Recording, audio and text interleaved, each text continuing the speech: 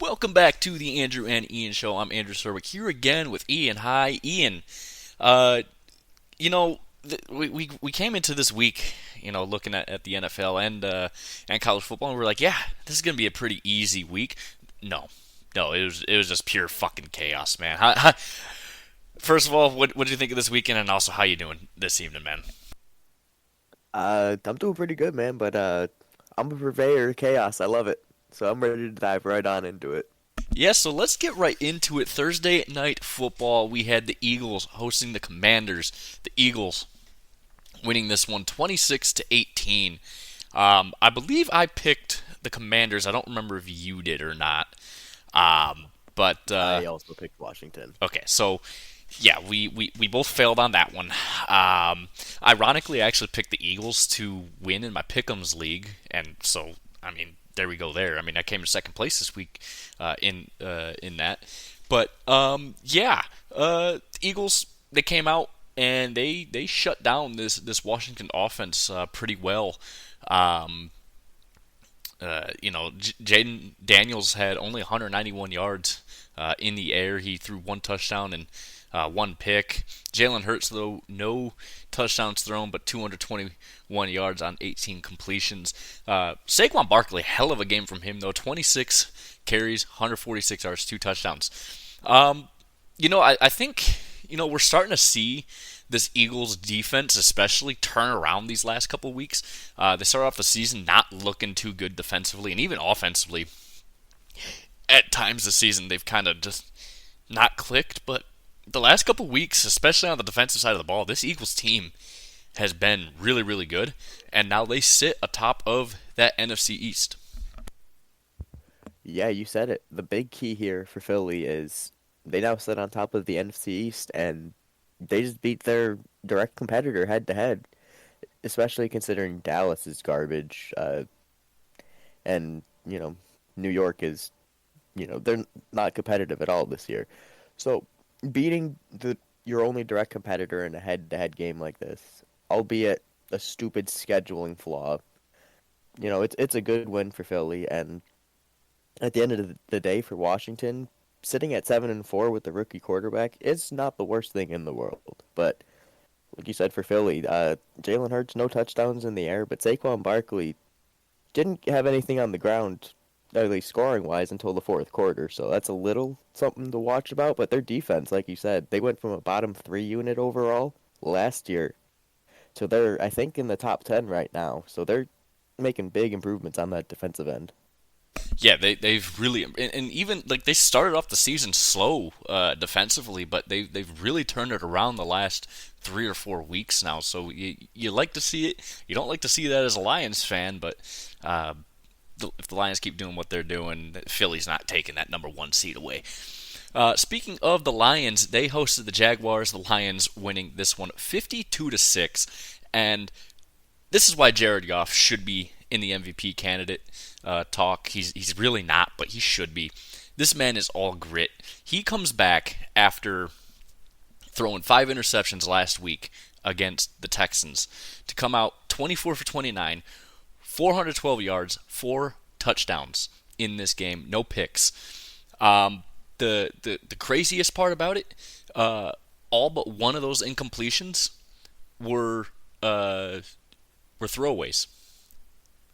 Uh, Incredible stuff. Four of his incompletions were all throwaway passes, either in the dirt at his tight end because he had no one was open, he was under pressure, or threw it out of bounds. The Jameson Williams is the only one that dropped a pass the entire game.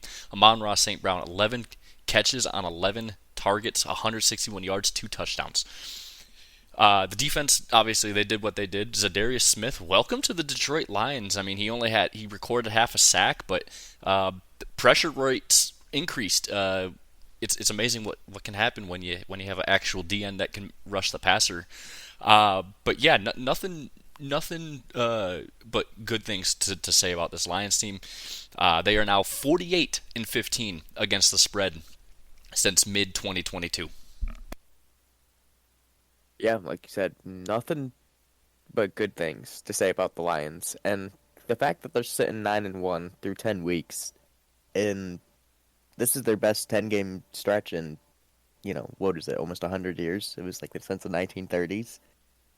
This is incredible stuff we're seeing. And like you mentioned, I don't know if it was last week or a couple weeks back, that they're really starting to play like the '07 Patriots and the greatest show on turf because they're playing like we want the best teams in college football to play.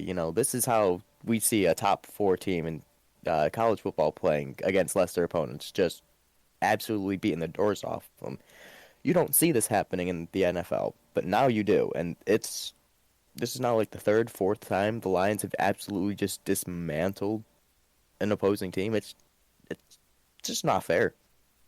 No, it's not. And I mean, the run game worked really, really well. I mean, Jameer Gibbs, while he didn't lead the team in rushing, that went to David Montgomery with his 75 yards on 15 carries and 2 touchdowns. Jameer Gibbs had a great game receiving as well as on the ground. And dude, that kid is fucking fast, man. That kid is fast. Another thing about Jared Goff, too, he got a perfect passer rating in this game. He is the sixth quarterback in NFL history to have two perfect passer rating games in a season. So, yeah, he first one to do it in a very, very long time, by the way. So, incredible stuff. And that is great. And that shows that he was not bothered at all by throwing 5 picks last week. The Steelers hosted the Ravens.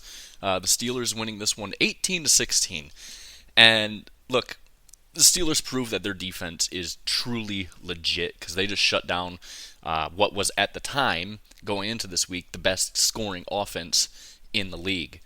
Now Detroit is that number one, by the way, with only playing 10 games to Baltimore's 11, mind you. So just tells you how good Detroit really, really is offensively. But Pittsburgh only scoring field goals. It's very, very hard to win in this league, scoring only field goals. But they were able to do it. There's one thing I want to hit on, though, in this game, and that was after the 2-point attempt, or after the touchdown to get Baltimore within 2, they go out for a 2-point conversion. Do you know what player was not on the field during this 2-point attempt, Ian? I mean, I know Lamar Jackson was on the field for that, but I'm going to go with Derrick Henry. That is correct. You And have that's just moronic. you have the number one running back in the league this year in terms of yards and touchdowns, and you don't fucking put him in on a 2-point conversion play. Everyone knows when Derrick Henry's not on the field on that sort of a call on a 2-point conversion, Lamar's taking it in.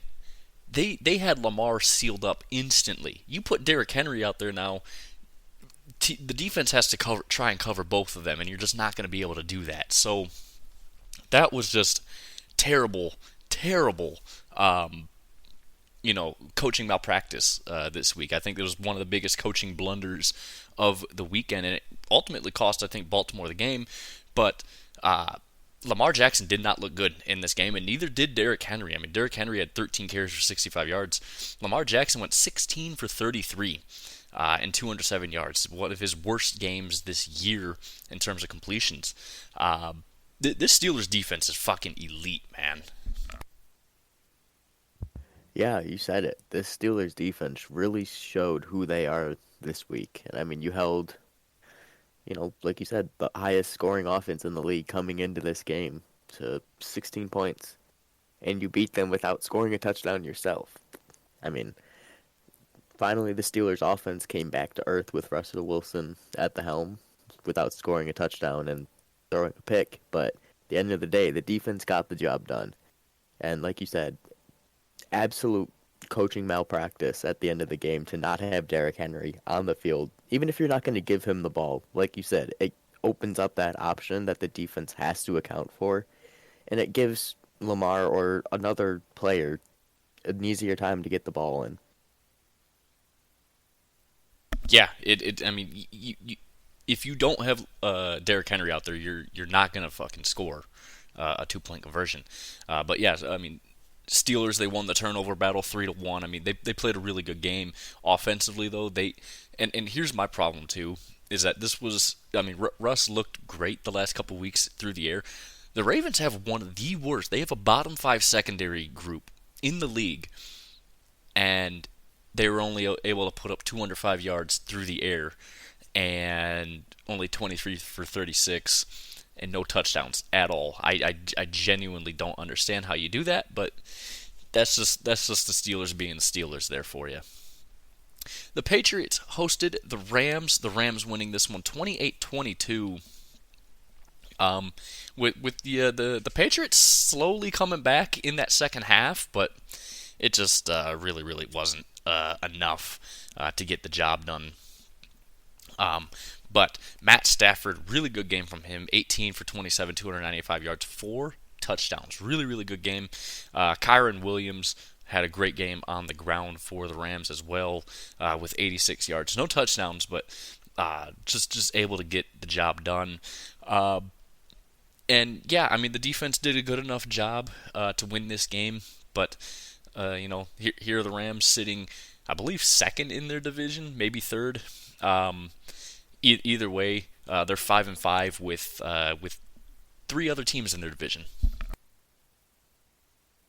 Yeah, you said it. The Rams are all tied up with everyone that's not Arizona in their division, but because of the tiebreakers due to, I believe it's conference record or maybe even division record, the Niners are sitting at the bottom of that division, and the Rams, I believe, are third, with Seattle being second. But at the end of the day, this is too close of a win for me, for LA, against the Patriots team that is showing life on offense with Drake May coming in to start and being cemented as the starter at this point.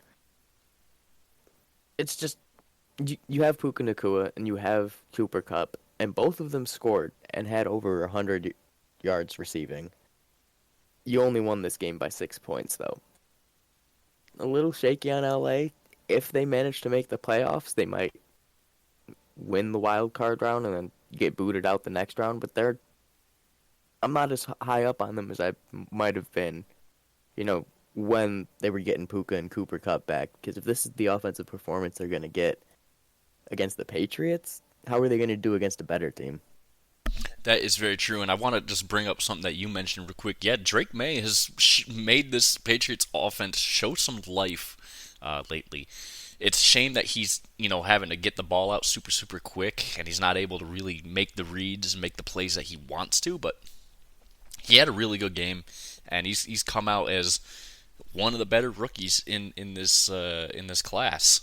Obviously Jaden Daniels, I think, is still the best rookie, and when we get there, I think Bo Nix is really hitting the corner. I mean, Sean Payton's done a great job with him this year too. So, but yeah, Drake May's doing a really nice job so far as the starter. The Saints hosted the Browns. The Saints winning this one 35-14, and I know you called this one out to be a possible tie because this was one of our toilet bowls of the week. But the Saints offense showing some life. Now, yes, the Browns defense is not good at all, but maybe this game is sort of that spark for the Saints. I mean,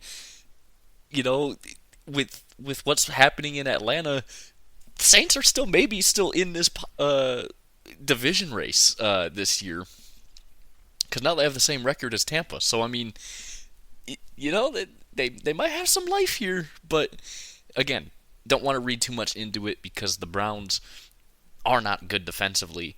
But yeah, Jameis Winston 400 yards, 2 touchdowns, no picks. I'm very surprised by that, but they were only able to score twice in this game. I can't make any sense of that. Yeah, and one of those scores for Cleveland was, I believe, like an 90-yard touchdown to Jerry Jeudy. Yeah, 89 yards. Yeah, yeah. Enough said. If you have one of your scores go for almost 90 yards and then you can only get one more after that, that's kind of depressing. And the Saints team was not the best. I mean, they lost 7 straight after, winning the first 2 in blowouts. Now, granted, we've seen the two teams that they beat and what they've come out to be.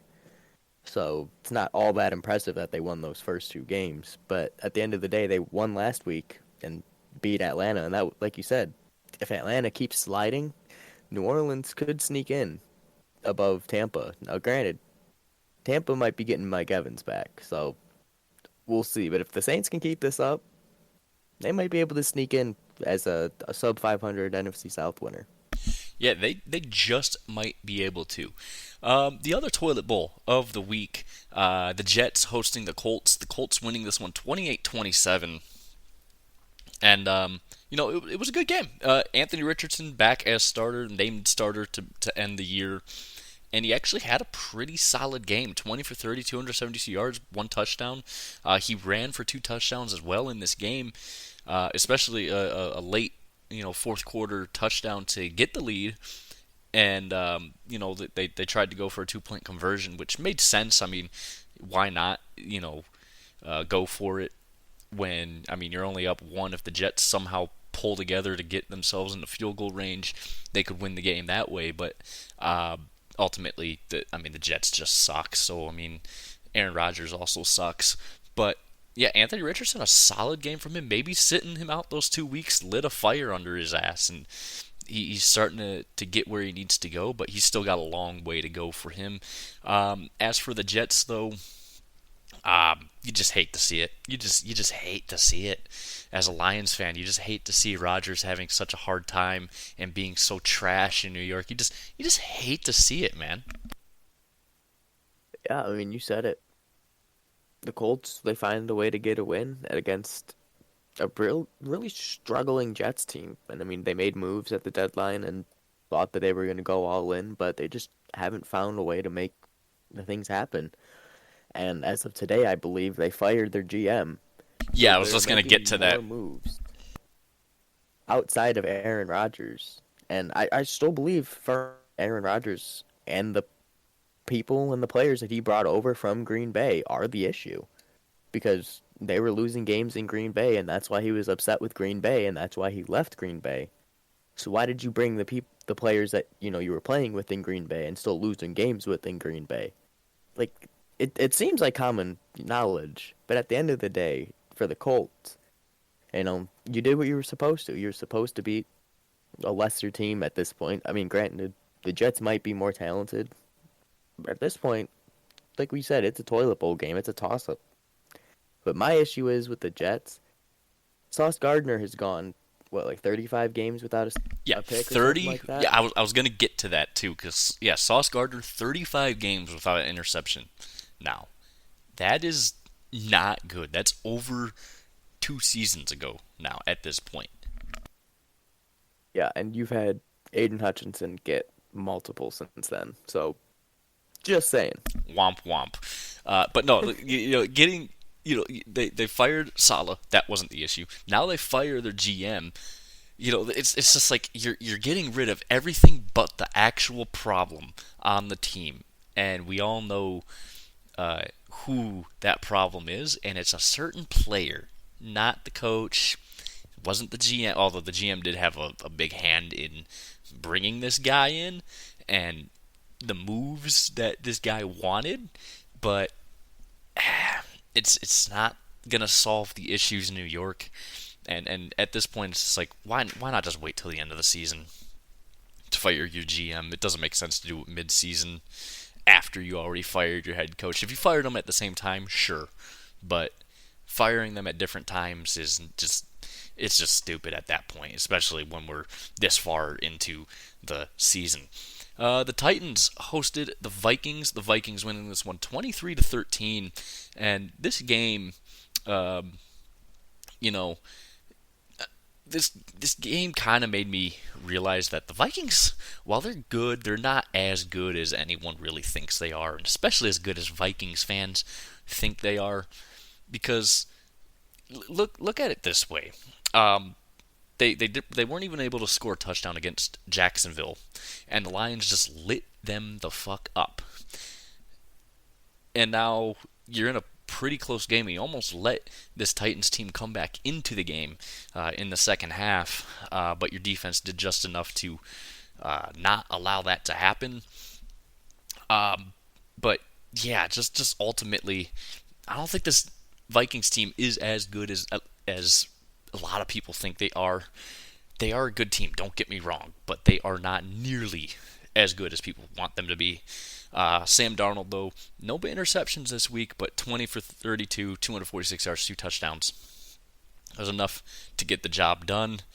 Uh, Jordan Addison came out of nowhere this week. I expect him next week to just disappear again. But yeah, the Titans not good. Will Levis, I don't know if he came up with a meme this week, but uh, yeah, just this Vikings team is not as good as people think they are.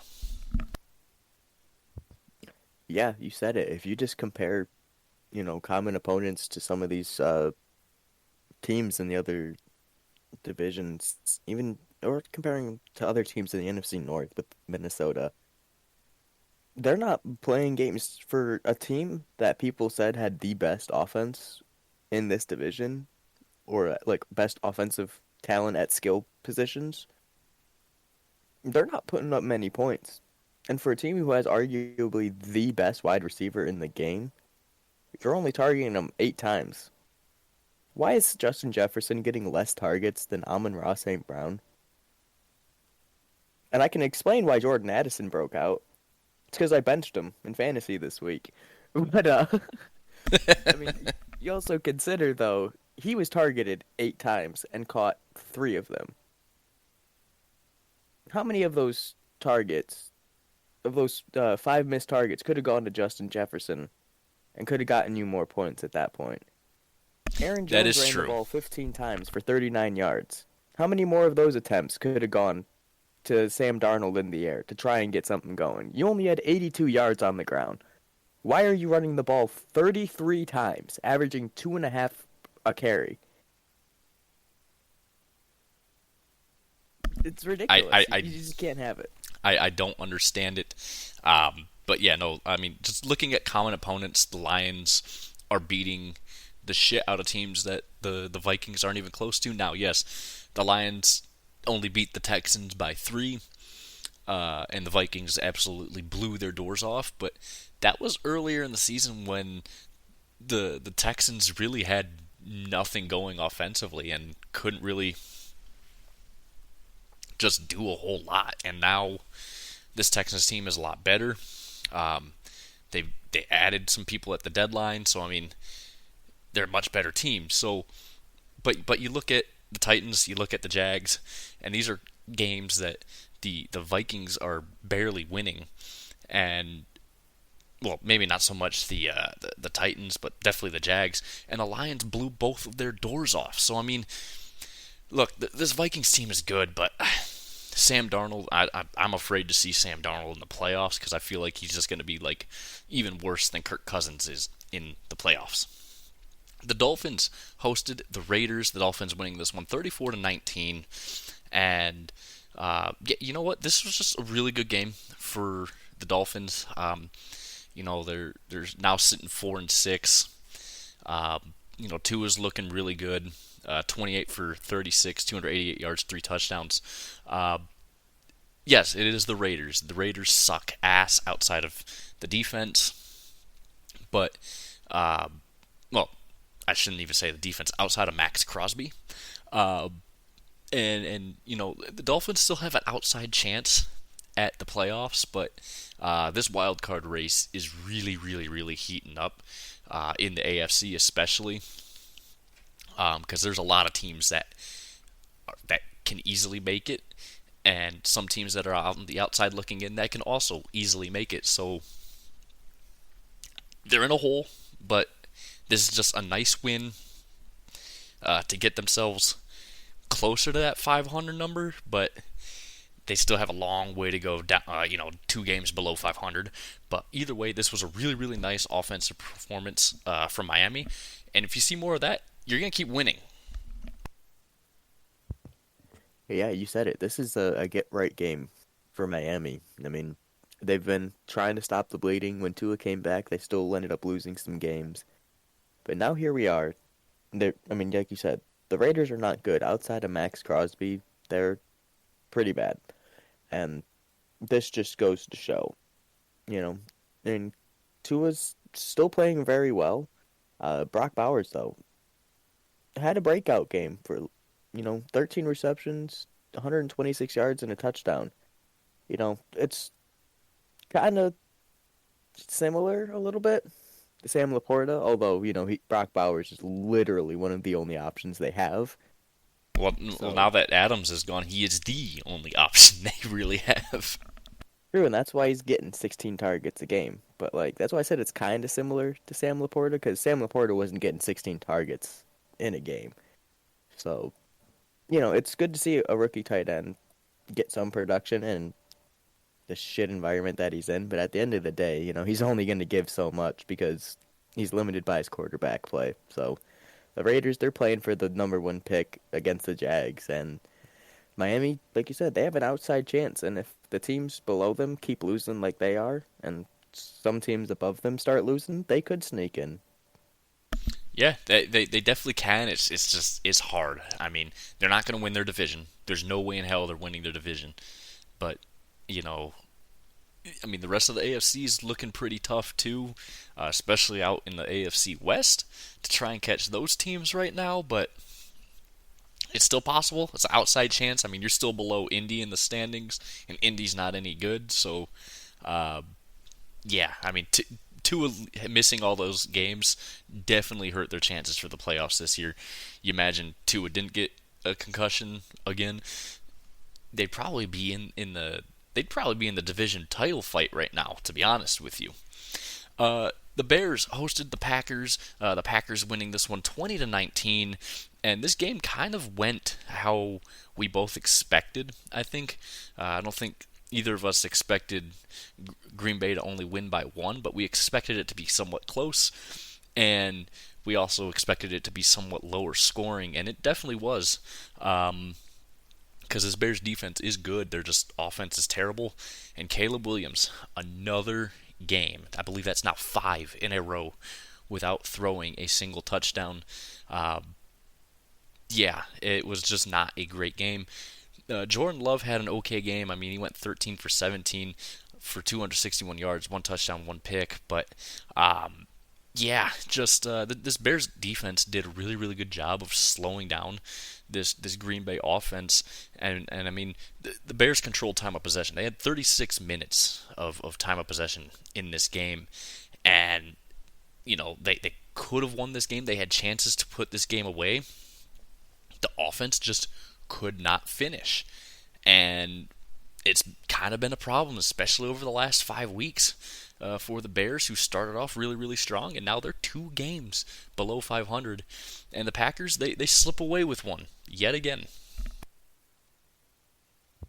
Yeah, like you said, it's actually been 4 weeks since Caleb Williams has thrown a touchdown Ah, pass. okay, His okay. 5 would put him at the Jaguars win, and he threw 4 in Gotcha, that. But gotcha, gotcha. still, 4 weeks in a row without throwing a touchdown pass, and like you said, they went for it. I mean, obviously they're going for it on fourth down multiple times in this game when you're in this situation, but you have so many times where you're Caleb Williams and you're yelling at Matt Eberflus on the sideline saying, "We're going for it, we're going for it," and then you get it, and then nothing comes of it. Especially at the end of the game, you're going for it late. You get into field goal range, and you're still driving, trying to see how much you can get, just to have your field goal blocked. We've seen that now 2 weeks in a row with a team that could have kicked a field goal earlier, maybe a little earlier, given themselves the points, or at least maybe not giving themselves the opportunity to have it blocked. But at that point, you give the opposing team what, like 10 seconds on the clock. I get in the case of the Broncos, it's Patrick Mahomes. Shit can happen, but Jordan Love isn't going to throw a Hail Mary touchdown in 10 seconds. 70 yards. He's not Aaron Rodgers, and granted, I think the Bears defense is capable of picking off something like that as well, but it didn't happen, and they lost because they got their field goal blocked. And Bears kicker woes continue. You just hate to see it. Although I would have liked Womp womp. yeah. Although I would have liked to see a Bears win just because that helps out the Lions. But you know. The Broncos hosted the Falcons. The Broncos winning big in this one, 38-6. And I got 2 points I got to make. One about each team. First of all, Atlanta not as good as we think they are, especially offensively. They've just not looked right for the last few weeks now, and their defense has not been good at all this year. And the Broncos, I kind of take back everything that I said. They seem legit, and again, Sean Payton, he's not a good dude, but that man works wonders with quarterbacks. And Bo Nix has really come out into his own. 28 for 33, 307 yards, 4 touchdowns in this game. And also, this Broncos defense is actually pretty damn good. So yeah, I mean the Broncos have done a really really nice job, and they will make the wild card round this year. I can almost guarantee you they will be a wild card team in the AFC. Yeah, I mean, if you're saying the Broncos are going to be an AFC wild card team, I will second that. I feel like with this offense and Bo Nix starting to play like he is, and the defense definitely putting up the performances that we've seen them put up, I think that they could make a legitimate case for that. Now, are they going to win games? Are they going to go deep in the playoffs? Probably not. It's going to be a nice change of pace. You know, Broncos, you might be looking at a, a winning season. You know, it's weird to say, but it's a very viable possibility at this point. And I believe they have another matchup with the Chiefs looming on the schedule. And at that point, that's another great test for that defense. See if they can actually get the win in that one. Yeah, it was a really really nice game, and like I said too, Bo Nix has really come into his own. I don't think he's as good as Jaden Daniels, but he's very clearly the second best quarterback out of this draft class so far this year, and I'd probably put Drake May at number three, just the way he's been playing and the way Caleb has also been playing, just kind of like you know it is what it is. But yeah, Bo Nix is really, after a slow start to the year, Sean Payton has put in the work to get him as good as he's been the last 5 6 weeks now. The Niners hosted the Seahawks. The Seahawks winning this one 20-17 on a 13-yard touchdown run with just 12 seconds left. This was truly the battle of mid. Both these teams just they're not good, they're not bad, they're just mid. I mean, there's nothing else to say it. Brock Purdy has kind of proven me correct so far this year, where he's not that good. He's kind of been helped by the weapons that he's had, helped by the great defense that he had last year, helped by the great offensive line that he had last year that isn't that good this year. And his weapons haven't really showed out a whole lot. Yeah, now yes, you did miss Christian McCaffrey for most of the season so far, but he's back, and he had an okay game. But yeah, overall, this was a game San Francisco should have won, but just ultimately didn't. And it's just like at this point, someone in the NFC West has to start losing games because, I mean, as of right now, only one of their teams is going to make the playoffs. But for fuck's sake, figure it out in the NFC West, man.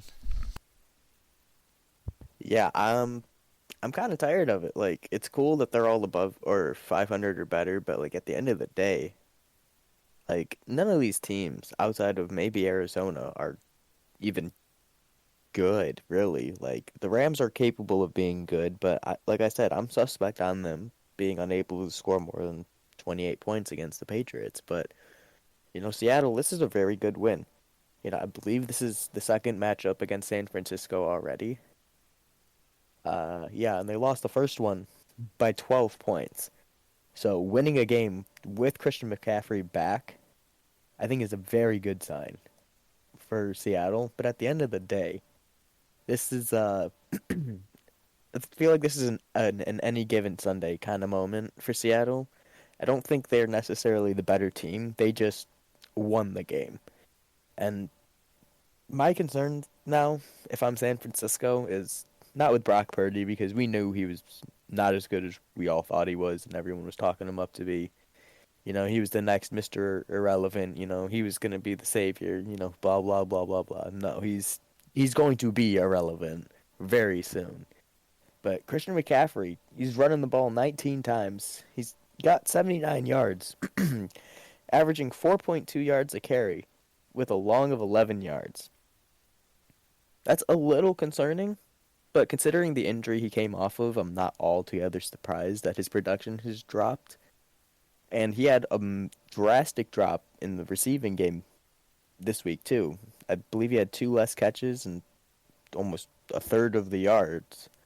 So he's had a significant drop in production, and they might not be able to rely on him as much as they thought. No, and you just look at him playing and running. He doesn't look 100%. I mean, again, considering the injury that he had in both of his ankles, I mean, that is a tough injury to come back from. I mean, when you're seeing specialists in Germany multiple times to deal with this injury, yeah, it's not gonna come out well, and I think it's kind of showing that, like, yeah, he's still good, but like he's not 100%. You can just tell by the way he's playing, he's not 100%. Buffalo hosted Kansas City, and Buffalo, you are America's team this week. Buffalo wins 30-21, and it was just a good game from Buffalo all around. Their defense did what they needed to do, which was just let Kansas City play their offense. And Mahomes has not been himself this year. He threw 2 picks in this game. He did throw for 3 touchdowns, but he's still less than 200 yards this week. 23 for 33, just not all too good. Buffalo did something that they haven't done the last few times against Kansas City, and they never have done it in the playoffs, and that was go out and actually win the game. And what I mean by that is a lot of teams, and Buffalo in the playoffs even have, they'll settle for a field goal, and guess what happens? Mahomes does his thing, and they score a game-winning touchdown. Buffalo did what they needed to do, and Josh Allen put the team on his back and ran on a 4th and 3, by the way, I believe, for a 26-yard touchdown with just over 2 minutes to go in the fourth quarter to put Kansas City up by 9. And then Kansas City just couldn't do anything, and a pick sealed the game for Buffalo. And that's how you beat Kansas City. That's how you beat Mahomes, is you don't give Mahomes a chance to have a game-winning drive. They have to have 2 game-winning drives, and it's very hard to get one. Getting 2 is impossible. And so Buffalo, they took care of business. Now, I wait to the playoffs when they play each other again in the playoffs and see if Buffalo does that again. But they did what they needed to do. And yeah, Josh Allen, great game from him. 262 yards in the air on 27 completions, and also 55 yards on the ground. Really solid game, and that's with him missing some key contributors offensively. Yeah, you said it. This is about as good of a game as you could ask for from the Bills. I mean, they executed pretty damn well, I'd say. I mean, it's odd seeing Kansas City actually score more than 20 points, but their defense finally broke. Kansas City's given up 30 points in a game. It's weird to say, but yeah, like you said, Josh Allen, when the time needed it most, and when America and the rest of the NFL outside of Kansas City Chiefs needed him most, put on his big boy pants and ran it in for the score. That's what you want to see from this Buffalo team, and I'm really excited to see them when they come to Detroit, because that's going to be a very, very good game. So this is maybe, like you said, a sign of things to come in the playoffs, but if this is how Buffalo's going to play Kansas City, they've just given everyone the template. And Denver, you can look at them last week, they were a blocked field goal away from beating Kansas City. So this is now 2 weeks in a row. We've seen Kansas City look very beatable. they've looked beatable all year. They're just getting either bailed out by the refs or by a toe. No bailed out by the refs this week. I mean, look, this was one of the worst officiated games I've ever seen in my life. There were missed calls and bad calls on both sides, but it evened out. It was one of the worst officiated games I'd ever seen, but it evened out because it was bad for both sides. So I mean, it is what it is there. The Chargers hosted the Bengals. The Chargers winning this one 34-27 off of a 29-yard run with 18 seconds left in the game off the back of J.K. Dobbins for the Chargers win.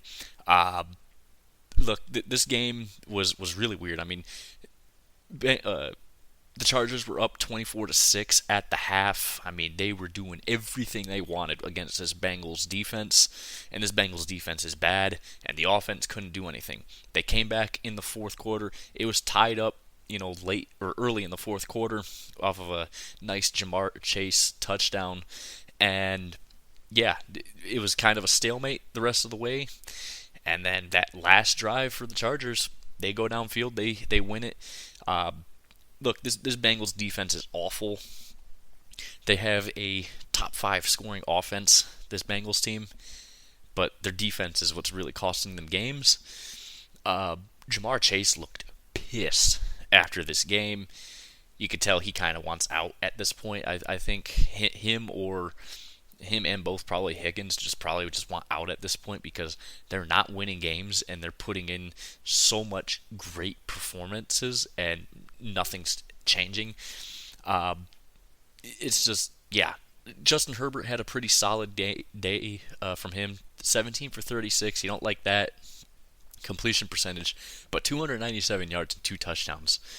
Really, really solid game from him, and also led the team in rushing with 65 yards on 5 carries, by the way. So that was impressive, to say the least. But yeah, this Bengals team has a lot of issues. Their offensive line sucks, but more importantly, their entire defense just blows ass. Yeah, this is another case of like the Raiders where everyone on their defense, not named Trey Hendrickson, is just complete garbage. And I was hoping the Lions would have made a move for Trey Hendrickson at the deadline because I believe, is leading the league in sacks right now. But at the end of the day, like you said, Jamar Chase looked absolutely pissed at the end of that game. And I would be too. You now have 3 missed field goals by Evan McPherson in clutch time. He missed 2 field goals in this game. He missed a potential game winner against Baltimore, which could have altered, the trajectory of the season for Cincinnati. I would not be surprised to see both, like you said, both Jamar Chase and T. Higgins wanting out. Joe Burrow might stay, but that's because, contract and whatnot. But at the end of the day, this Bengals team is not playing good, and they're outside looking in with Miami, but Miami's looking like a better chance at making the playoffs than Cincinnati. You mentioned the kickers, and I want to mention something real quick. He wasn't missing long field goals either. He was missing chip shots. And I've actually kind of looked at some of the data this year. Most of the missed field goals this year are like inside of 40 yards. Like, what? The kickers are making more 50-plus yard field goals this year than they are, less than 50. So I don't understand it. I genuinely do not understand how this is happening. But, like, I mean, even Justin Tucker's been missing field goals that are field goals that he's used to make all the time. And now we're not seeing him make them all that often. And, it's just weird to me that we're seeing more 50-plus yard field goals made every game, and we're seeing less 49 and under being made. It's just weird. Yeah, that's a fair point. And I completely forgot about Justin Tucker because he also missed 2 kicks in that game, which would have won the game for Baltimore. So, kickers are proving to be valuable. Valuable at 50-plus this year, it seems. Like, no one can make under 50. Like, it's just so weird. Um, Unless you're Jake Bates. well, yeah, unless you're Jake Masturbates, but anyways, I'll have to tell you about this after the show about Jake Bates. But anyways, last game here, Monday Night Football, we had the Cowboys. I almost called them the Dallas Stars. I don't mind Wrong me. sport, man. Look, same logo, different mascot. Okay, they Same city hosted. too. Yes, they hosted the Houston Texans. The Texans winning this one big, 34-10. Fifth straight loss for the Cowboys. They still have not won a single game at home this year, and I don't know if they're going to at this point. Because looking at their schedule, uh, actually, you know what? Never mind. They have a couple home games that they could probably win. One of those, the Bengals, that's going to be Toilet Bowl, and the Giants. Uh, so yeah, maybe they'll win one game this year, maybe two, but at home. But it's just looking less and less likely every week. But nice performance from the Texans. Joe Mixon, man, what a fucking game! 20 carries, 109 yards, 3 touchdowns. CJ Stroud, he didn't throw a touchdown in this game, but 257 yards on 23 completions. My biggest question, and I don't understand why Mike McCarthy's doing this in Dallas, but why are you having Cooper Rush throw 55 times in a fucking game? I mean, I get it, you don't have a run game, but like 55 fucking pass attempts for your backup quarterback is insane. Why are you doing that? It's a recipe bound for disaster. Now, yes, obviously Dak is out, but I mean, for fuck's sake, if Cooper Rush is better than Trey Lance, that just tells you how bad Trey Lance is. But whatever. But yeah, good game from Houston. Dallas, brutal. Yeah, I mean, when was the last time we saw Dallas 0-5 at home? I don't think we've ever seen that in our lifetime.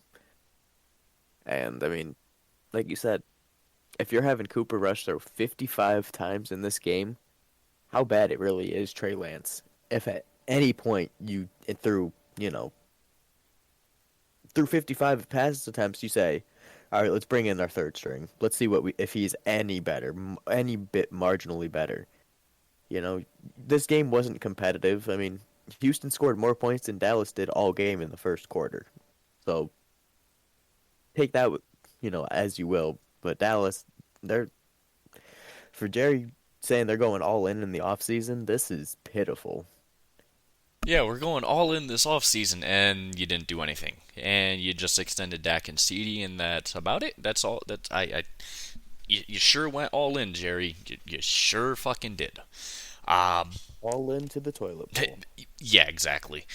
So, anyways, that's going to wrap up NFL. We're going to get now into college football, and we'll start off here with Northwestern hosting number 2 Ohio State. Ohio State winning this one 31-7, and we talked about it in the preview. Ohio State was favored 29.5 going into that game.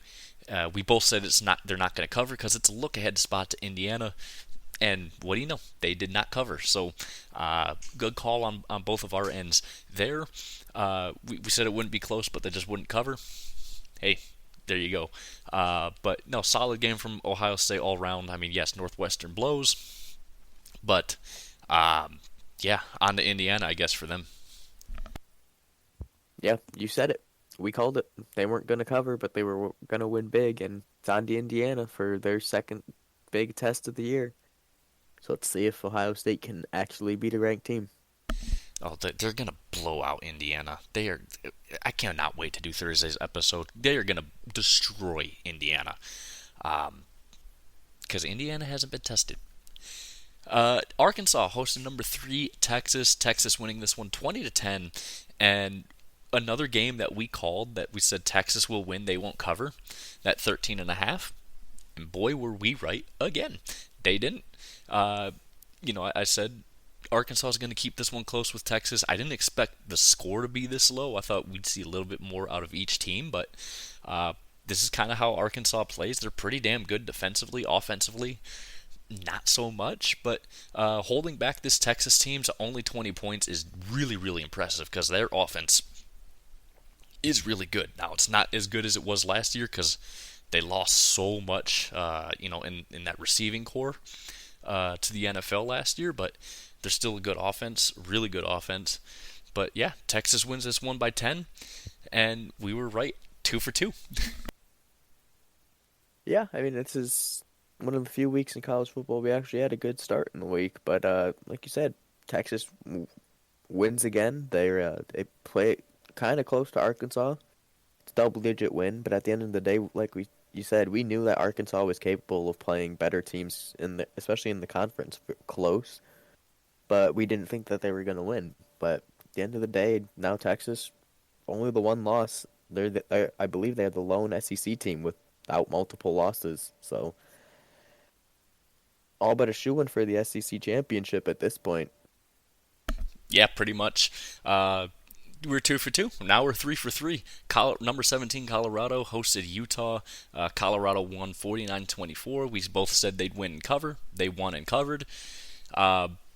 First of all, Shador has actually turned into a pretty damn good quarterback. I still don't like him 100%. I think he'll be good in the NFL. I don't think he'll be great. But yeah, I think also Travis Hunter, while he's been good, this year on both sides of the ball, he's a much better corner than he is a wide receiver. But he had a pretty damn solid game this week, especially defensively. And yeah, Colorado performing way better than anyone expected this year. And they're looking at being in the Big 12 championship right now. Yeah, I mean, like you said, this is better than we gave them credit for at the beginning of the year. Uh, they're playing well. My only thing with this team is, I hate to say it, but Travis Hunter, I don't think you're capable of winning the Heisman, and I don't think you should be in the discussion. I like that you're, a two-way player, but I don't think just because you play a high amount of snaps doesn't make you better than, players who are statistically better than you on both sides of the ball. You're not the best corner in college football. You're not the best wide receiver in college football. I don't give a damn how many snaps you play. So just stop I the hype. I completely agree. I don't think the number of snaps that you play should be a factor in what your Heisman can, because you're top 10 in both positions, but And that's that is it. very good. Don't get me wrong. I'm not saying you're a No, dog shit player. You are a very good player. right. You're just not the best, and honestly, yeah, he shouldn't be really in the Heisman talks, but he is because Buffalo's that super hyped up team, so he has to be. Uh, I'd put Shador over him any day in the Heisman race.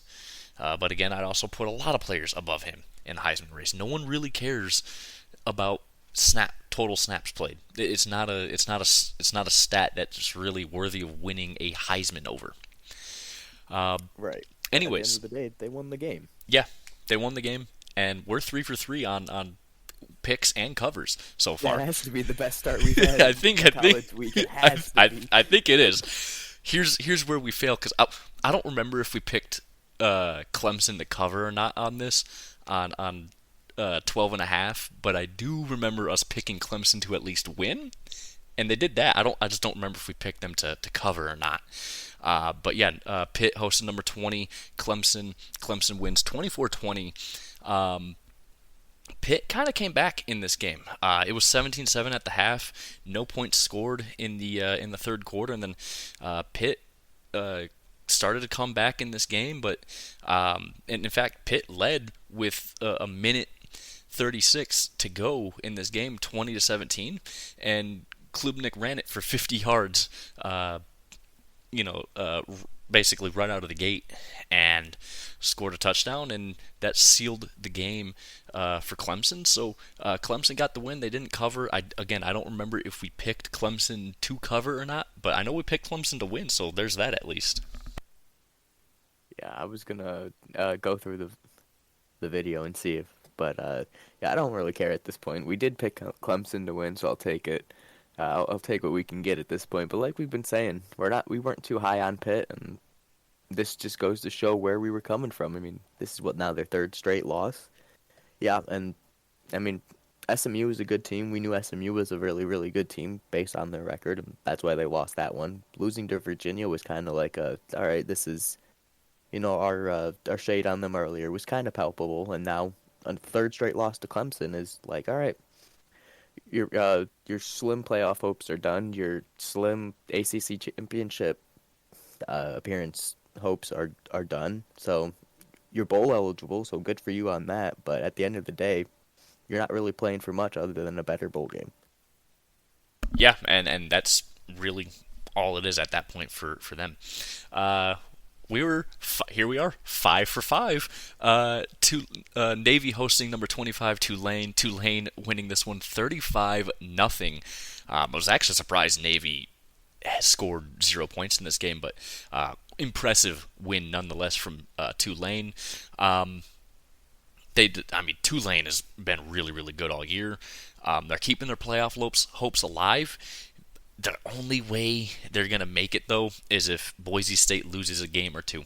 I think if Tulane, actually even if Boise State goes on, they win out the rest of the season, but they lose the conference championship, and Tulane wins it, or Tulane wins out, Tulane's in. But these are must-win games for Tulane at this point. But I don't see anyone stopping Boise State right now. So Tulane's fighting still, but yeah. But either way, really, really, really good game from Tulane.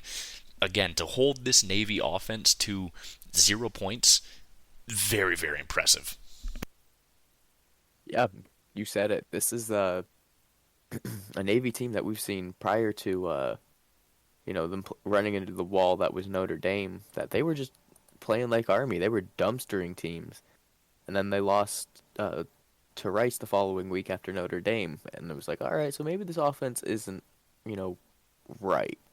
She only scored 10 points against Rice, and then they came back and won against South Florida 28-7. So it was like, all right, they're back on pace. No, they're not. They didn't score a single point. So what's really going on with Navy now?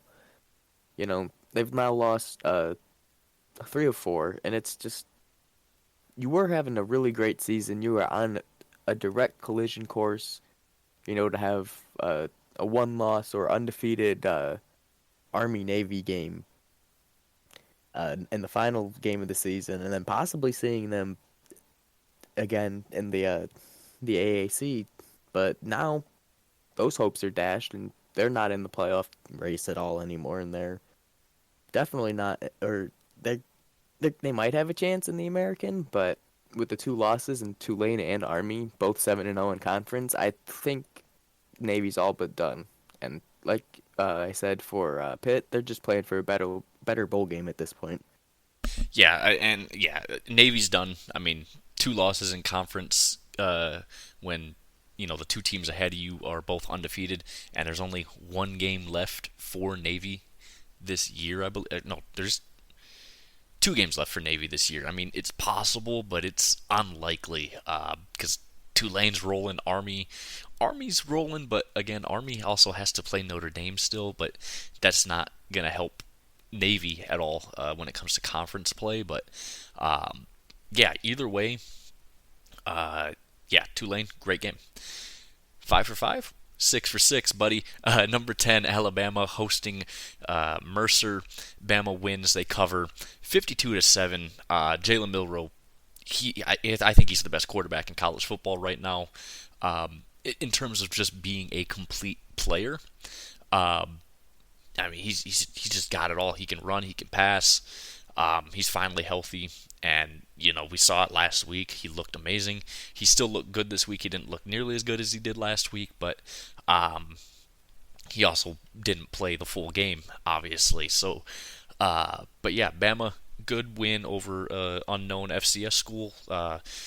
Also, SEC, if you want to be taken seriously by any other conference, start playing 9 conference games instead of 8. Yeah, this cupcake week late in the schedule is it's nice to pad the win column, but at the end of the day, uh, it was a gimme for Alabama. It wasn't a competition, and they almost scored the over. And yeah, it's like you said, Jalen Miller always looking like the most complete all around player right now. I mean, he had 6 carries for 43 yards and a touchdown on the ground, and only 7 incompletions on like 18 pass attempts. That's not bad. And he was 11 for 18 and just absolutely pretty damn good efficiently. It's just, this is not the Jalen Milroe we saw play against Michigan in the playoffs last year. He wants another chance, and he might damn well get it. Yeah, he's not running into a defensive pile after a bad snap for no reason at all. He's not making stupid mistakes when things are not going, perfectly. He's not panicking. It's good to see, and I think he's really, really complete. This makes us now 7 for 7. Purdue hosted number 4 Penn State. Penn State winning this one 49-10. Yes, it's Purdue. They blow. I mean, they should be a MAC team at this fucking point. James Franklin finally getting his offense to score more than 40 points this year. Drew Aller, 17 for 19, 247 yards, 3 touchdowns. Incredible game from him. He's really, really come into his own. I don't think he's, a great quarterback, but I think he'll be serviceable in the NFL because he's really come into his own this year. And this is from a guy who hated him 3 years ago because he was just so bad. Yeah, I mean, you said it.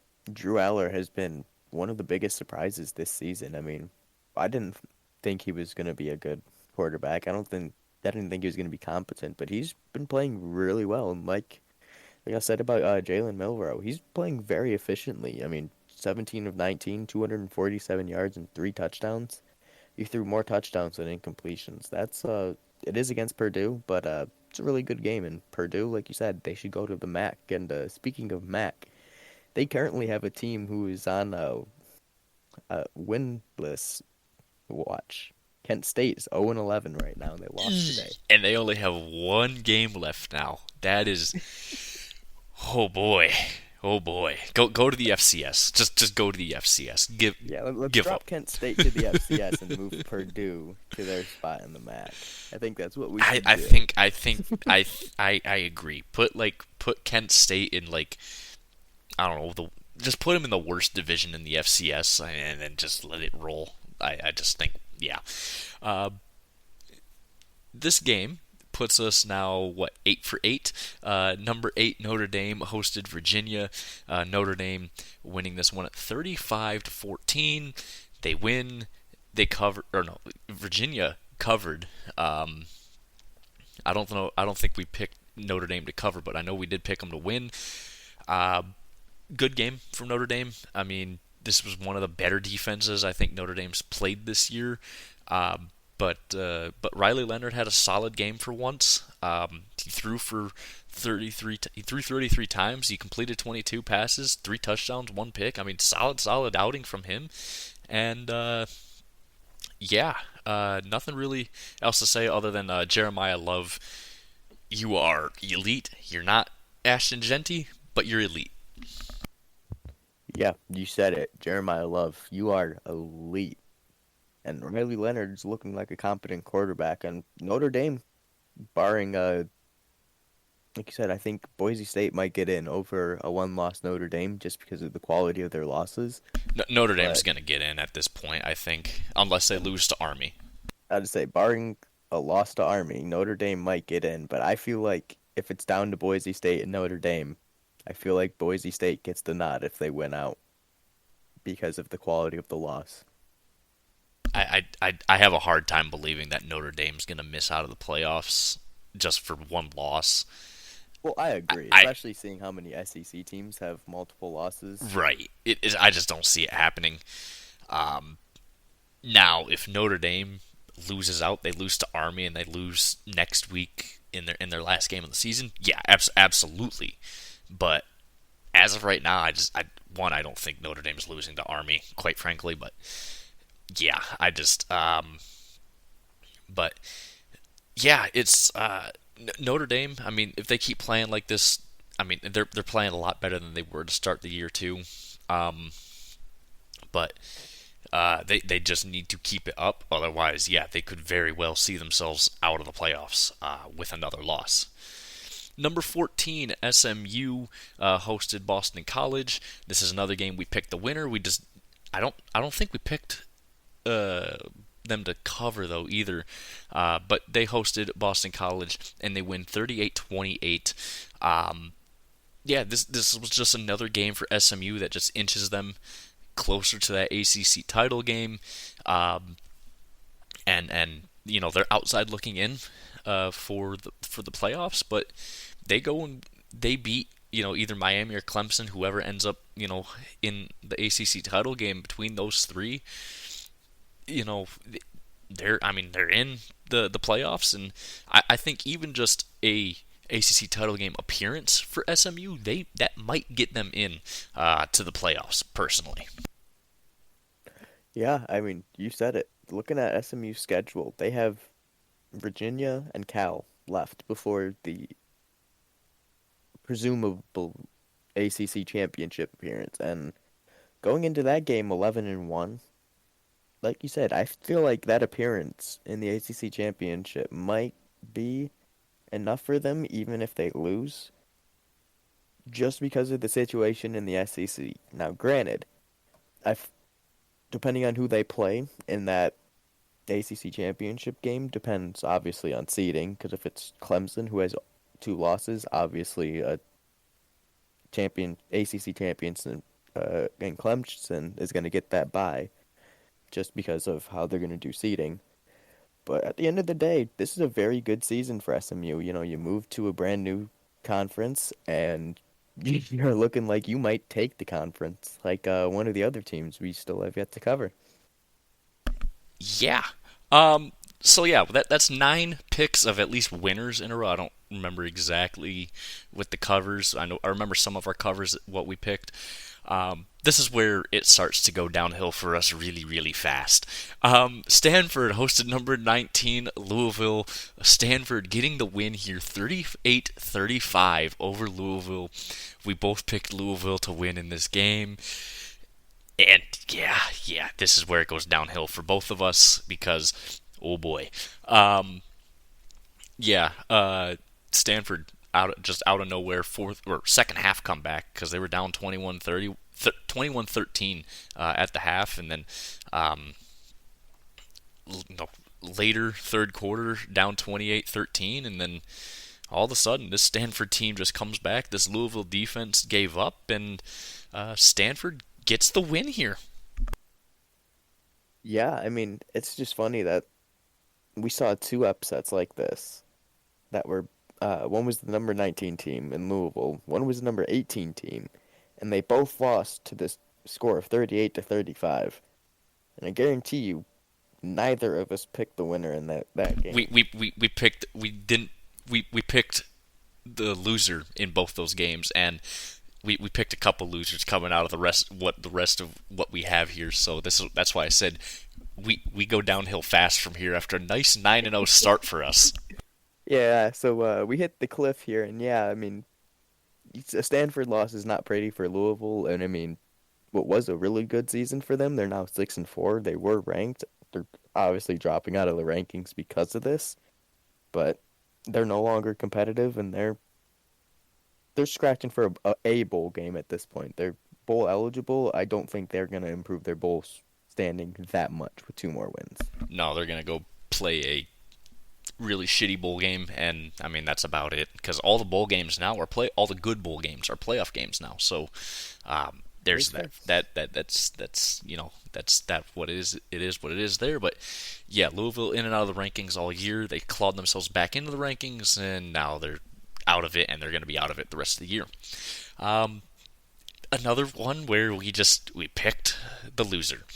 Florida hosted number 22 LSU. Florida wins this one 27-16, and Florida they've been gritty this year. They haven't been really all too great, but they've been better than anyone expected. Um, and LSU, man, I think Brian Kelly is on the hot seat this year. I really, really do.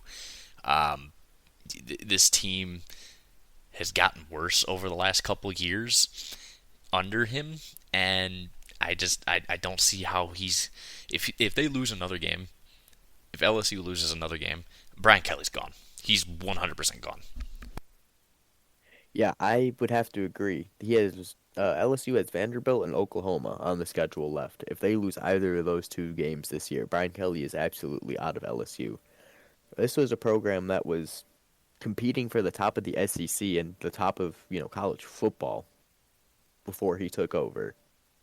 And now they're barely scratching 500.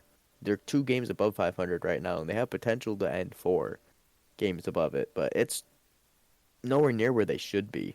This should have, in all due respect, should have been an LSU team that's up in the top of the conference right now, competing. Especially in the state of the conference, everyone but Texas has 2 or more losses. You could have competed in this SEC, and you're just not. You are very much underachieving. And like you said, this Florida team has been a shock. I mean, they're 5-5, and they're looking like they might end up in a bowl game this year. So Yeah, good for them. and they very, very well could, because they play Florida State uh, Yes, they the do. last week of the season, and Florida State is garbage. So Great garbage. now you ain't beating Ole Miss this coming week, but you're beating Florida State, so they're gonna make a bowl game for the first time in a while. So that'll be nice to see Florida finally make a bowl game again. Uh, this one we picked the winner. We picked them to cover. They did not cover. Number 21 South Carolina hosting number 23 Missouri. South Carolina winning this one 34-30. Um, yeah, it was a better offensive performance than we expected from Mizzou. And we picked SC to cover the 10.5 because Mizzou's offense is terrible, but here we are. But at least we picked a winner, so we're on track there at least. But no, I mean, great game from South Carolina. Sellers had a really, really solid game. 21 for 30, 353 yards, 5 touchdowns, 1 pick. Just ultimately a really, really good game. But the defense just didn't really play all too well. And granted, they haven't had a great defense this year, but against this struggling Mizzou offense, man, you kind of expected a little bit more out of their defense, and you kind of expected Mizzou to not score 30 points. But here we are. Yeah, you said it. I mean, picking South Carolina, yeah, we did that, but I didn't expect Mizzou to actually find, a rhythm offensively, and they did. I mean, Brady Cook threw for 237 yards, a touchdown. He did throw a pick, but they also got, their lead running back, Nate Noel, ran for 150 yards in this game. So that's a good offensive performance that we haven't seen from Missouri as of late. And if we saw this Missouri team play, they wouldn't be earlier in the season. They might not be sitting at 3 losses right now. Like I said about some of these other SEC teams, they could be competing. Unlike LSU, they could be competing in the state of this SEC. They're a game better than LSU, but they could be up there with 2 losses or maybe even only 1 loss. But at the end of the day, like you said, Sellers had an absolutely phenomenal game. 5 touchdowns, and he had a pick, but at the end of the day, he threw for 353 yards and 5 touchdowns. Who gives a fuck about the pick, They can have it. Exactly. Exactly. Um, anyways, this one we picked the winner. We picked Boise State to not cover, but they ended up covering. San Jose State hosting number 42 Boise State. Not number 4, number 13 Boise State. Boise State wins 42-21. Look, it was the first half was really close. It was 14-14 going into halftime, and then it was all Boise State in the second half. San Jose State, they started off the third quarter really well with a 5 minute or 4 minute touchdown drive, and after that, Boise State's defense did a good job of controlling this San Jose State offense, and Boise State just took off, and so did Ashton Genty. Man, what a game from him! 32 carries, 159 yards, 3 touchdowns. Absolutely insane. He's my Heisman favorite personally. He's just so good. Yeah, I mean, he is bar none the best running back in the country, and I mean, this team is pretty much living and dying by him. But at the end of the day, like you said, this first half was close, and I was like, oh, is this going to be like another game like Nevada where he's going to have to run his ass off and, win the game himself? I mean, he scored 3 touchdowns, the same amount in the Nevada game. He averaged 1.1 yards less on the ground, but at the end of the day, they won the game, and Madsen is kind of starting to settle in. He didn't have an interception, and they won the turnover battle. I mean, they had a fumble from one of their freshman wide receivers, which he's a freshman, so you can cut him a little bit of slack. But they recovered 2 fumbles on the defense, so pretty good game from them. Yeah, especially after struggling against a bad Nevada team to come out and do this to a not a good, but not even close to a bad San Jose State team. I mean, it's a San Jose State team that's already bowl eligible. They're one of the better teams in the Mountain West this year, and yeah, they come out and they just handle business. I mean, after the first half, you thought, okay, this is gonna be a damn good battle to the end, and then it just wasn't. Uh, this is another one where we just fell flat on our faces, Ian. Number 16, Kansas State hosting Arizona State. Kansas State. I mean, this was just awful. This was ugly. This was just it was so bad. It was just truly it was just that's how bad that performance was. Arizona State wins 24-14, and yeah, it was all garbage time scores for Kansas State. I mean, they didn't score till late in the third quarter when they were down 24-0, and yeah, I mean the offense looked awful all game long. Uh, Johnson threw 2 picks. He went 24 for 40. But Arizona State, they're 8-2. They're outside looking in on this on the Big 12 championship right now, but they might sneak themselves into it if some more chaos happens. But this is what I was kind of talking about on Thursday's episode too. Is I don't think there's any good team in the Big 12. They're all just it's just a giant pile of vomit, and they've kind of turned into the Pac-12 in a way where it just eats itself alive. Yeah, and I mean, we kind of saw that a little bit even before Texas and Oklahoma left, where, Texas and Oklahoma would kind of cancel each other out, and then they'd each suffer a loss along the way, or 2 losses that they just shouldn't have in conference and out of conference. That would just take them out of, competition. But at the end of the day, for Kansas State, you had an outside shot looking in, especially with the miracle that was uh, Iowa State losing games in front of you, and then you were winning games.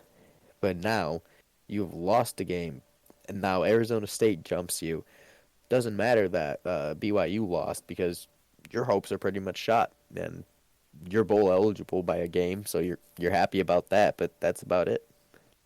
Yeah, and that's the thing, right? Is that they're bowl eligible, and their playoff hopes are done. Their Big 12 championship game hopes are gone with this loss. I mean, this was a bad loss, and not that I shouldn't say it's a bad loss because Arizona State is pretty damn good this year, but it's a bad loss in terms of just your championship hopes and your playoff hopes. They just completely vanished with this game, and rightfully so. There's only going to be one Big 12 team in the playoffs this year, and honestly, this is why I don't really like the whole conference champions thing being in the playoffs, because again, I don't think there's any good team in the Big 12. I really don't.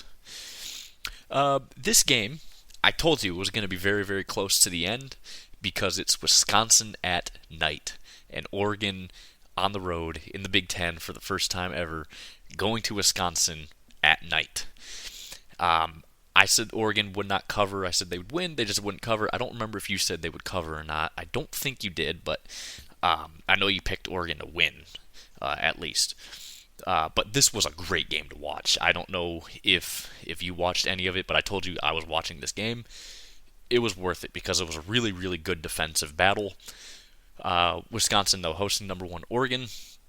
Oregon wins this one 16-13 in a game of field goals. Really, I mean, between the two teams, there was 4 field goals kicked in this game. It was a really good defensive battle. Oregon controlled time of possession, not by a whole lot, but enough to get the job done. 1 turnover aside, I mean, this was a pretty damn even game throughout. But I feel like if Wisconsin had their starting quarterback, who's been out pretty much the whole season, Wisconsin might have won this game, to be honest with you, if they had their starting quarterback.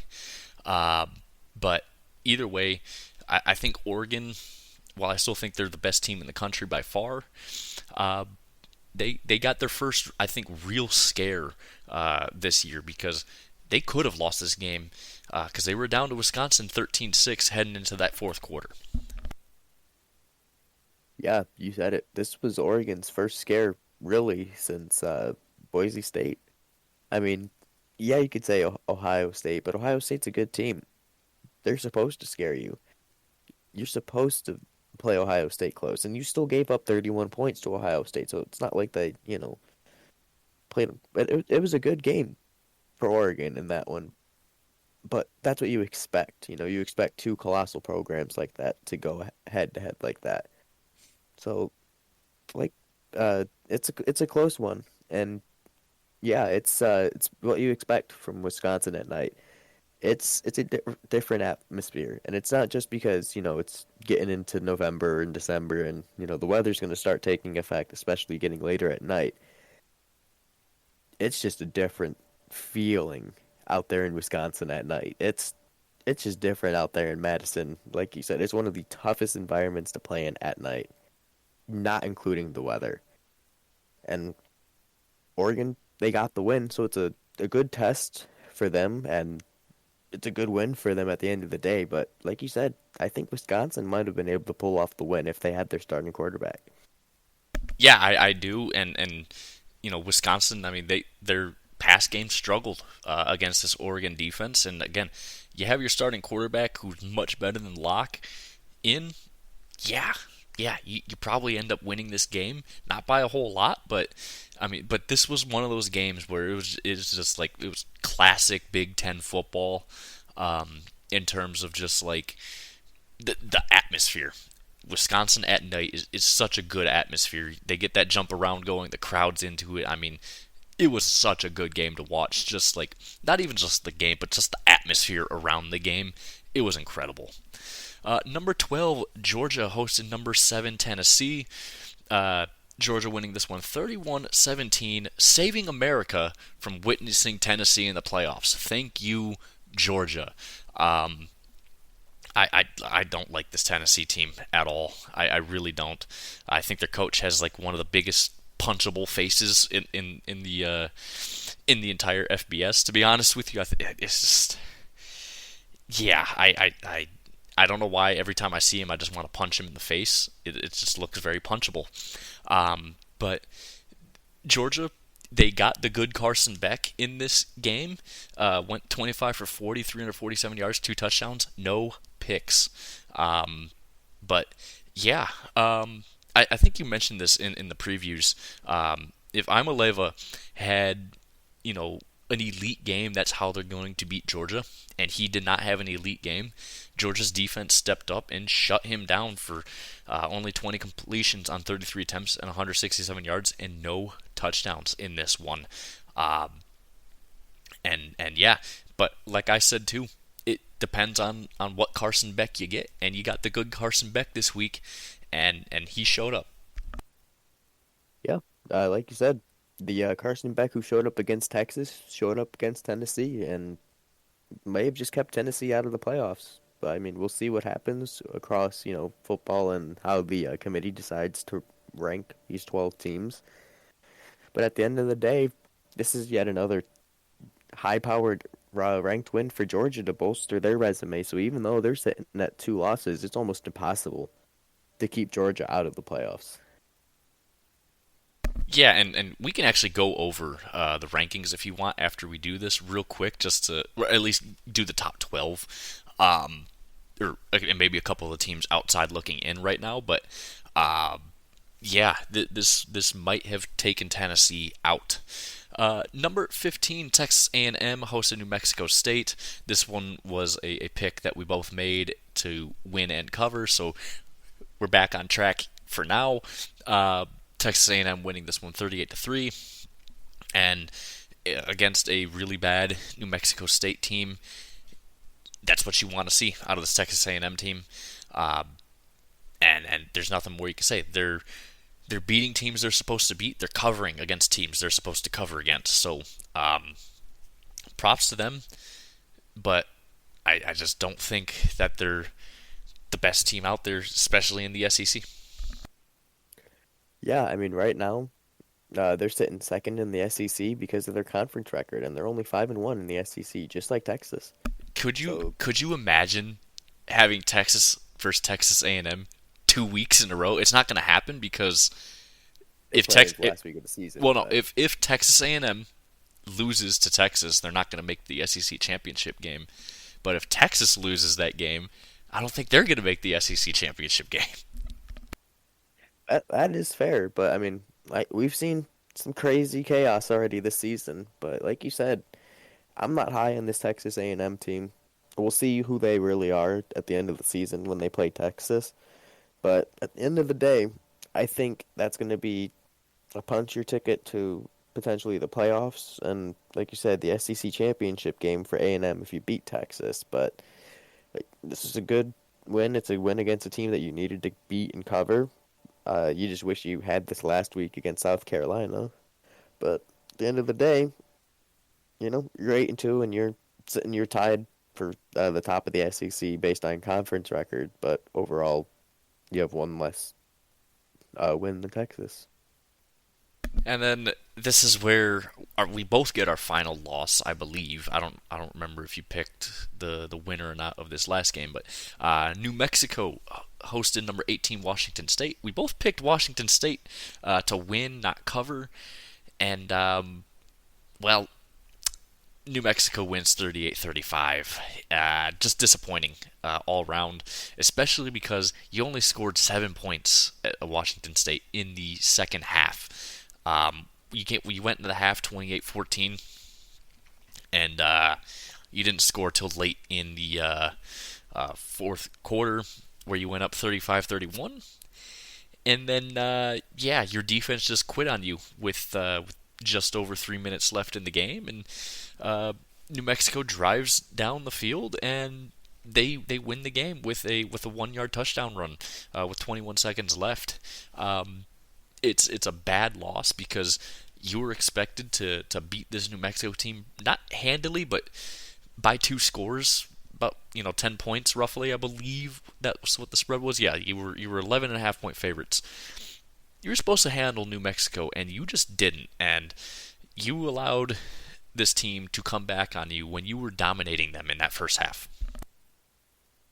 Yeah, I mean, you said it. It is not a good loss for Washington State, and I mean, they probably weren't going to make the playoffs just simply because they are no longer in a functional conference, and already they already had a loss, but now this is their second loss, and I don't think they're going to make it over a two-loss SEC team. I mean, they just aren't going to, SEC bias from the committee or not. I don't think they have the resume No, to and make it. they don't. They genuinely don't. And yeah, this was a really bad loss overall, and that's Yeah, about all I could say about that. yeah, really, really bad loss overall. And yeah, you were outside looking in, but you always had a very high outside chance of making it to the college football playoffs. You needed to win out, and you probably needed Boise State and Tulane to each lose a game or both lose the conference championship, and now yeah, your hopes are gone. And then this game, I did pick the winner. I don't know if you picked the winner or not. Number 6, BYU hosting Kansas. Kansas winning this one 17-13. And this is and I picked Kansas because I said, you know what, I don't really trust BYU. And when you're only 2.5 point favorites at home against a team that's not bowl eligible, it's not a good look. So that's why I picked Kansas, and Kansas won the game. I just and look, BYU, I think they are overrated. They have been playing out of their mind, but they're still on top of the Big 12. But how long is that really going to last now? Yeah, I mean, I don't think I picked Kansas to win, but I vaguely remember saying that I wouldn't be shocked if they did win because, like you said, if you're a 2.5 point favorite against, a non-bowl eligible team and you're the home team, something's fishy. And Kansas just proved that. BYU has a perfect season ruined, and their playoff hopes and Big 12 championship hopes are now pretty significantly hit. Another loss or two, and they're out. Yeah, so let's get into the rankings here. So, we'll do the top 15. Texas A&M, they stayed at 15. BYU dropped 8 spots to number 14. There's not a single Big 12 team in the rankings or in the playoffs right now, according to the playoff committee. The rankings came out tonight, so there's that for you. SMU is the first team out at 9-1. They moved up 1 spot from number 14. And then you got Boise State at 12. Tennessee dropped to number 11 with that loss to Georgia. They dropped 4 spots. Georgia went up 2 spots, and now they are sitting at number 10. Ole Miss is at number 9. They went up 2 spots. Miami went up 1 spot to number 8. Bama went up 3 spots to number 7. Notre Dame moved up 2 spots to number 6, and then the top 5 stayed the same with Indiana, Penn State, Texas, OSU, and then Oregon at number 1. So yeah, that's what you're looking at. No Big 12 team right now in the college football playoffs, and honestly, I'm not even mad about that because, like I've kind of said, I don't think there's really any good team in the Big 12. Yeah, I'd agree. There's not a team I'm confident is good in the Big 12, and definitely not a team I'm confident in the Big 12 that would win a playoff game. Now, don't get me wrong, Colorado could go on a run and beat some of these teams, but at the end of the day, even Boise State, I'm confident could beat most of the Big 12 roster. And that's saying something, You're a Power 5 conference, and I'm confident that a Group of 5 school will beat you. Now, Yeah, that's not saying that Group of 5 schools can never be Power no, 5 schools. and Boise State's good enough to do it. It's just, I shouldn't be confident in them beating most of them. And that's just how good Boise State really is, though. Yeah, and so look at it this way: only one of the ACC teams are in, and that's Miami right now. And then the rest is either Big Ten, SEC, and Notre Dame. I mean, you got, let's see, 1, 2, 3, 4, 5 SEC teams, 1, 2, 3, 4 Big Ten teams, and then Notre Dame, Boise State, and Miami, and that's it. That is your college football playoff rankings right now. I mean, it's dominated by the Big Ten and the SEC, but that makes sense because they're the two best conferences in college football, and it's been that way for a very, very long time. Yeah, if you would have told me, though, that the Big Ten would have 4 of the top 5 teams in the CFP rankings right now, I would have probably laughed at you. I would have been like, yeah, I can give you 2 or maybe 3, but 4 of the top 5. I mean, granted, Indiana's probably going to drop from that next Oh, week, but when Indiana gets absolutely skull fucked by Ohio State this weekend, yeah, they're probably going to drop out of the top 5. yeah, so far that's the rankings, and like you said, I'm perfectly fine. with having no Big 12 representative, I disagree with having an auto lock from the Power 5 or now Power 4, conference champions. Because I don't want to see a multiple loss conference champion who is an underdog who beat a much better team get an auto lock in a bye week in the playoffs, and then they just come out and they get absolutely smoked because they're a lesser team and they got lucky in a conference championship. But like at the same time, I do understand when you have, in the case of possibly SMU or Miami, where you have a one-loss conference champion, they do deserve to be recognized and, you know, not necessarily rewarded for their performance, but like at least getting an auto lock to the playoffs is enough, but getting an auto like top four seed is kind of iffy. Like maybe give everyone an auto lock to the playoffs, but don't give them the top four seed for just winning your conference championship. Yeah, no, I completely agree. But I like these rankings, and yeah, I like that there's no Big 12 team at all because the Big 12 is just not that good. I mean, neither's the ACC, but I think the ACC is a slightly better conference than the Big 12. It's just the ACC doesn't have a lot of good teams in it. You have SMU, Miami, and Clemson, and that's it. Clemson's outside looking in, but they're sitting third right now in their conference, and they need some luck to just get into the playoffs at this point. But yeah, it's exciting for sure. And so yeah, so that's gonna wrap us up here tonight. Thursday, obviously, we're gonna preview everything for us. I can't wait to preview or I can't wait to preview Ohio State skull fucking Indiana. Just because I just have no faith in that Indiana team like everyone else seems to. But yeah, rate, review, subscribe helps out. Let us know what you guys want to see more of course. There's not a whole lot to talk about right now in terms of the NHL or the NBA.